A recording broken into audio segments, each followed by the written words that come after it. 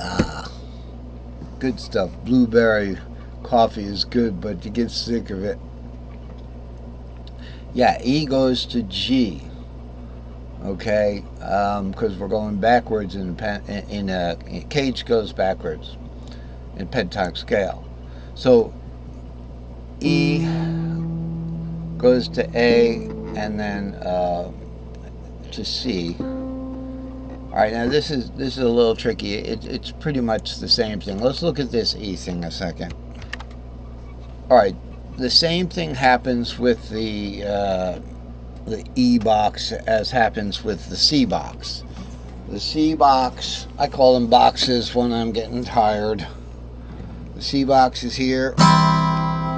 Okay, the E box, you don't want to put a capo there.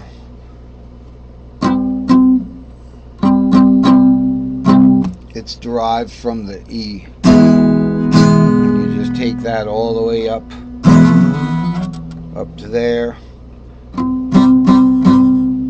Okay.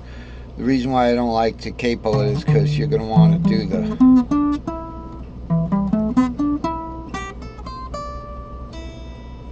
Okay. The E box, its relationship with E, and then A is here. Okay, the A-shaped F. The A-shaped fourth, okay? So we go from that E chord there, and this is just the triad of the E chord, right?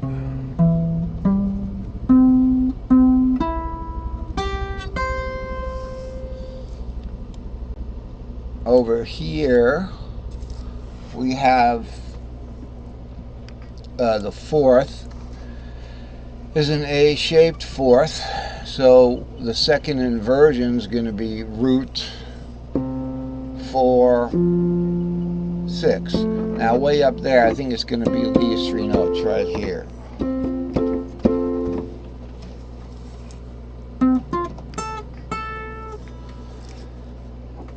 And then we go to the C instead of the B. Okay, so that it becomes a C-shaped G, because the 1, 4, 5 in the key of C is C, F, G. Okay, so call it a C shape because it is one. All right, and I thought that was going to be a little more complicated than it was, because I was thinking half diminished, but I guess not. The half diminished does share some same qualities, and that's not the subject of this one. You know, but essentially there's the same relationships that exist in the E box as the C box, where we have the fourth takes on the E shape, you know, or the A shape. The E and the A shape are essentially short shapes. The longer shape is the C shape. It's going to be the C-shaped G. Remember, your C, when you're playing a C, you got your root there and your root there. 5 is G in C. So it's the 1, 4, 5 tripentatonic boxes. Okay, they're slightly bigger than just a pentatonic box. Let me show you what I mean. If I just wanted to look at a G-shaped 4, right? So the fourth is going to be, here's a G-shaped 4, 4, 6 R. It's G-shaped now, but it's F in the key of C. So it would be here. Here's your G shape right there. It'd be starting on the F in C. You know, it'd be G shape.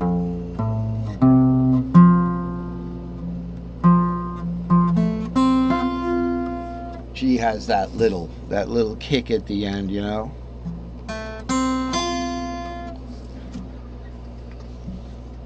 But it's an F. So it's 1, 4, 5 there. Let's get back to what we were talking about. Oh yeah, when you get to, what I wanted to say was, if you were just looking at the G shape there, right? That'd be a little box right here, and you'd have the 3 there. you'd still have the box as long as it is. But there's something about making sure that you have a tripentatonic box that keeps you out of trouble. You know, it does. The C box is the smallest tripentatonic box. You know, there's one of them that if you don't include the D shape, it'll be shorter. I found that out today. Okay. Now, buckle your seatbelts because this is going to be a long lesson. All right? Because, you know, we have that much time. So I don't want to cut it short with an hour. And, you know, it's not easy for me, but when I watch it again after I'm done, you know, an hour and a half later, I noticed that when I was feeling stressed, I don't show it. So that's good. So we've got half diminished, and there's this scale here. Let's start from the top again. Okay. The blue notes are 7, 2, 4, and 6. This is the half diminished. Locrian, 7, 2, 4, and 6. All right, this is the notes.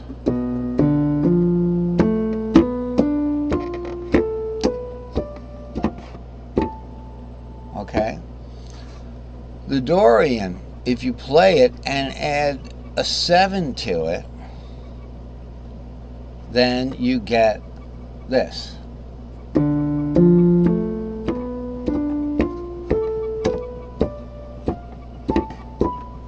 Very similar. They are. The 7 happens to be, I guess, the 6th of the Dorian. Okay, but it's the 7th of... It's the 7th of... wait a second. The 6th is the 7th of the Locrian. Okay? So, the 7 is part of the Locrian, okay? You're adding the 7, you're adding Locrian. The 6 is the 7th of the Dorian. So, of the Locrian. So it's a good note to use when there's no other note. I see most people want to play a full half diminished 7th. Okay. So there's the notes. Now, let me back out again here. And we'll see here, we have the blue notes and the yellow notes with the numbers.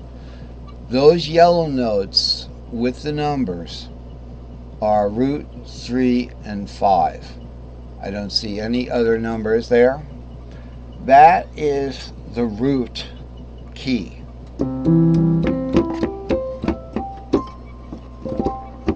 Alright? The other notes are what we discussed. The 7, the 2, the 4, and the 6. So, in tackling this problem, I found that I needed to separate them out. I needed to separate them out in two ways. One way was just to try pentatonic boxes from a previous effort I had. And I kind of, stumbled on this. The other method was this one down here, which is do them strictly by inversions.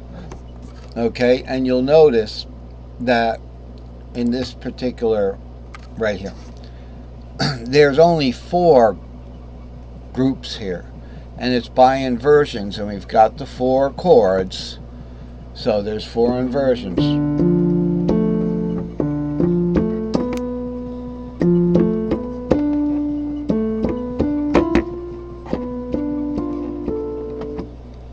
Alright, that was a repeat of the first. So I did them by inversions.